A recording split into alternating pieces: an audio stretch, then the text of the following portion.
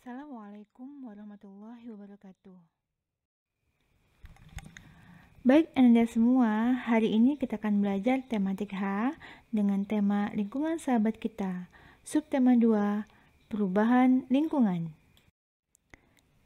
Kita buka pembelajaran kita dengan melafazkan basmalah. Bismillahirrahmanirrahim. Kita mulai doa belajar. Rabbi zidni ilma warzuqni fahma waj'alni minas sholihin.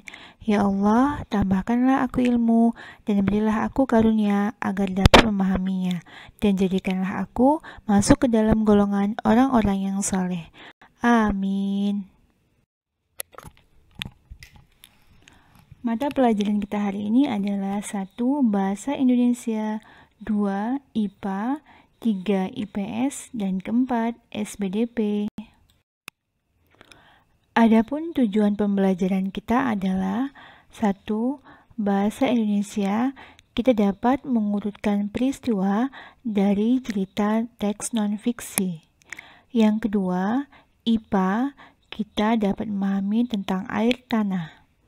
Yang ketiga, IPS, kita dapat memahami arti dan contoh usaha perseorangan dan berkelompok. Dan yang keempat, SBDP, kita mengetahui arti dan contoh pola lantai dalam tarian daerah. Mari kita belajar bersama. Baik anak-anak semua, kalian sudah duduk dengan rapi, sudah siap dalam belajar. Kita mulai dengan pelajaran pertama. 1. Bahasa Indonesia. Baik, Bunda mulai dengan teks non-fiksi. Teks non-fiksi adalah tulisan yang berisi fakta dan sesuai dengan data. Teks non-fiksi bisa anak-anak jumpai pada artikel, surat kabar, atau internet, bisa juga teks sejarah, biografi seseorang, ataupun jurnal. Baik anak-anak semua, ayo siapkan buku kalian, buka buku halaman 56 dan 57. Sudah siap? Iya, buku tematik H halaman 56 dan 57. Di sana kalian akan temukan teks yang berjudul Nelayan Alih Profesi Akibat Cuaca Ekstrim. Silakan kalian buka dan baca halaman 56 dan 57 buku tematik H. Bunda tunggu 1 menit untuk kalian membacanya.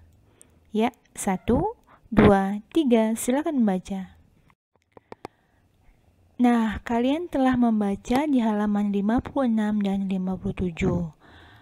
Ayo, dapatkah kalian menyebutkan peristiwa apa yang terjadi? Di paragraf 1? Paragraf 2? Ya, cuaca yang buruk atau ekstrim ya. Jadi di sana dijelaskan bahwasanya ada cuaca yang buruk yang membuat para nelayan tidak bisa untuk kembali ke pantai untuk mencari ikan. Kemudian para nelayan mencari pekerjaan yang lain seperti berkebun ataupun menjadi kuli bangunan. Nah, peristiwa yang terjadi atau cuaca yang buruk atau ekstrim membuat para nelayan berganti profesi. Nah, sekarang ayo buka lagi bukunya halaman 70. Iya, buku tema H halaman 70. Sudah? Kalian akan menemukan sebuah teks kembali. Apa judul teksnya? Iya, benar. Tari Sahabat. Nah, sekarang kalian pause dulu video ini lalu baca di halaman 70. Oke, silakan baca. Nah, informasi apa yang kalian dapatkan dari teks di halaman 70? Teks tersebut judulnya Tari Sahabat, Ritual Permohonan Datangnya Hujan di Banjarnegara. Ya, informasi yang kalian dapatkan antara lain asal Tari Sahabat, nama lain Tari Sahabat, cara melakukan Tari Sahabat, tujuan dari Tari Sahabat, dan kapan Tari Sahabat dilakukan. Informasi-informasi ini kalian dapatkan setelah kalian membaca, lalu kalian menjawab pertanyaan yang ada di bawahnya. Nah, dari menjawab itulah kalian mengetahui informasi penting dalam teks yang disajikan. Nah, dengan begitu, ketika ada teks, maka jika ada pertanyaannya, maka silakan dijawab. Maka kalian akan menemukan informasi yang disampaikan dalam teks tersebut. Atau jika tidak ada teks, tidak ada pertanyaan, maka kalian dapat membuat pertanyaan dengan menggunakan adik Simba seperti pembelajaran kita yang telah lalu. Nah, sekarang kita mengetahui bagaimana cara mengidentifikasi urutan peristiwa dalam teks non-fiksi. Nah, Bunda ulangi kembali ya, cara mengidentifikasi urutan peristiwa dalam teks non-fiksi. Yang pertama, kita baca dulu teksnya dengan seksama. Ya, dari awal sampai akhir dibaca dengan seksama. Ya, sekali lagi dibaca dengan seksama. Yang kedua, kalian temukan ide pokoknya ataupun kalimat utamanya. Kalimat utama ataupun gagasan pokok dari paragraf yang kalian baca. Yang ketiga, tandai ya, berikan tanda tertentu dari teks tersebut yang kamu anggap sebagai kata kunci. Kita juga sudah belajar kata kunci. Nah, jadi itu adalah 3 cara untuk mengidentifikasi urutan peristiwa dalam teks non-fiksi. Jadi dalam sebuah teks non-fiksi itu ada urutan peristiwa yang disampaikan. Agar tidak lupa, kita juga dapat mencatatnya dalam bentuk peta konsep atau diagram, ya.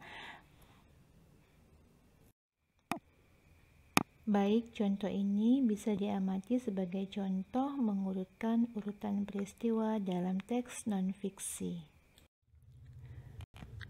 Untuk mempelajari kembali isi teks, kita perlu membaca teks secara keseluruhan dengan seksama terlebih dahulu. Temukan informasi penting dari teks tersebut. Kita dapat melakukannya dengan cara mengelompokkan isi teks tersebut menggunakan kata tanya, apa, siapa, di mana, mengapa, dan bagaimana. Nah, berikut hal-hal yang harus kita perhatikan dalam menemukan informasi penting.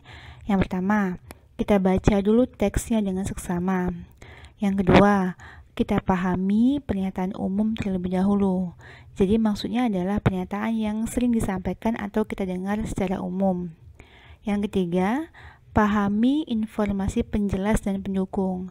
Jadi dalam sebuah paragraf itu ada yang benar-benar informasi utama, ada yang hanya mendukung dari kalimat informasi penjelas. Kemudian yang keempat, kita memahami kesimpulan teks tersebut. Artinya setelah kita baca, kita mendapatkan, oh sebenarnya ini yang ingin disampaikan oleh teks ini. Jadi memahami kesimpulan dari teks yang kita baca. Jadi 4 hal ini adalah harus kita perhatikan untuk menemukan informasi penting dari teks yang kita baca. Bagaimana? Kalian bisa memahaminya bukan, Nak? Baik, sekarang kita akan belajar IPA tentang air tanah. Silakan buka buku kalian di halaman 43. Jadi, air tanah adalah air yang terdapat atau yang ada di dalam lapisan tanah atau dalam bebatuan di bawah permukaan tanah. Air tanah banyak memberikan manfaat bagi makhluk hidup, terutama bagi kelangsungan hidup manusia. Bisa untuk air bersih, untuk kepentingan rumah tangga, maupun kepentingan industri lainnya. Di pembelajaran subtema 1, kalian sudah menemukan ya, sudah mengetahui apa itu arti dari siklus air. Nah, sekarang kita akan belajar faktor yang mempengaruhi siklus air. Ada di halaman 49. Buka bukunya, pause dulu video ini. Nah, ada 4 faktor-faktor yang mempengaruhi siklus air. Yang pertama adalah pembangunan lantai beton. Pembangunan lantai beton biasanya diperuntukkan untuk pemukiman penduduk, pembangunan gedung bertingkat, dan jalan raya. Nah, pembangunan lantai beton ini akan mengurangi kemampuan tanah dalam menyerap air. Akan semakin sedikit air yang masuk ke dalam tanah. Yang kedua, penggunaan kendaraan bermotor dan aktivitas perindustrian. Yang ketiga, penebangan hutan secara besar-besaran. Dan yang keempat, pengambilan air tanah secara terus-menerus. Baik, untuk IPS, kita akan mengidentifikasi jenis usaha perseorangan. Jenis usaha perseorangan artinya semua dilakukan sendiri ya. Usaha perseorangan yang dilakukan oleh satu orang. Usaha perseorangan yang dilakukan oleh satu orang. Nah, usaha perseorangan ini memiliki kelebihan dan kekurangan. Ada di halaman 57 dalam tabel, seperti juga tampil di layar. Kelebihannya, pemilik dapat menikmati keuntungan sendiri, dapat mengembangkan usaha sesuai dengan keinginannya, dapat mengambil keputusan dengan cepat karena dia sendiri. Sementara kekurangannya, risiko ditanggung sendiri, kemudian modal ditanggung sendiri, kemudian kreativitas dan jenis barang yang dihasilkan terbatas karena hanya sendiri. Kemudian untuk contohnya ada di halaman 58. 1 di bidang pertanian perkebunan, 2 bidang perdagangan, 3 bidang jasa, 4 bidang perindustrian. Maksud bidang itu adalah pengelompokannya ya, pengelompokan bidang pertanian, pengelompokan bidang perdagangan. Di dalam pengelompokan atau di dalam bidangnya banyak lagi contohnya. Misalnya di bidang pertanian, ada di bidang persawahan, kemudian ada juga di bidang perkebunan. Jadi bidang itu adalah perkelompokannya, pengelompokannya. Jenis usaha yang kedua adalah usaha kelompok. Usaha kelompok adalah usaha yang dimiliki dan dikelola oleh lebih dari satu orang. Usaha kelompok biasanya memiliki modal yang besar sehingga dapat mengembangkan ide dan kemampuan usaha yang lebih banyak. Seluruh resiko, kerugian, keuntungan ditanggung dan dinikmati bersama oleh seluruh pemilik usaha. Nah, kekurangannya, keuntungan yang diperoleh kecil karena dibagi dengan pemilik modal yang banyak. Setiap keputusan harus disetujui bersama. Usaha kelompok dimiliki negara ataupun dimiliki oleh swasta. Contohnya bisa kalian lihat di halaman 64 buku kalian. Contoh usaha kelompok adalah 1. Firma atau FA, 2. CV atau persekutuan komanditer, 3. PT perseroan terbatas, 4. Koperasi, 5. BUMN, Badan Usaha Milik Negara, 6. BUMD, Badan Usaha Milik Daerah. Baik, sekarang kita ada di mata pelajaran keempat yaitu SBDP. Nah, kita akan belajar tentang pola lantai. Ayo buka buku kalian di halaman 53. Iya, halaman 53. Pola lantai adalah garis imajiner yang dilalui penari pada saat melakukan gerak tari. Ada 2 jenis, yaitu garis lurus dan garis lengkung.